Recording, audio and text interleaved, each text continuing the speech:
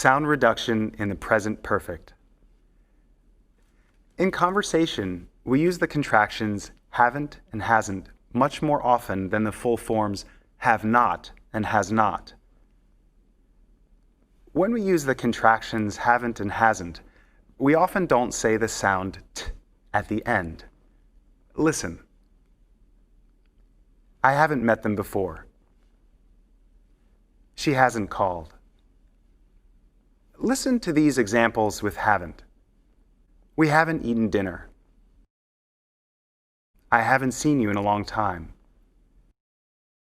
I haven't finished the book. Listen to these examples with hasn't. She hasn't been to Japan. He hasn't answered my email. He hasn't studied English before.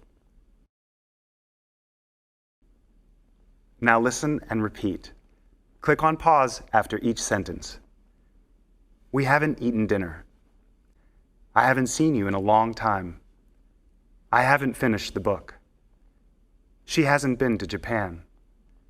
He hasn't answered my email. He hasn't studied English before.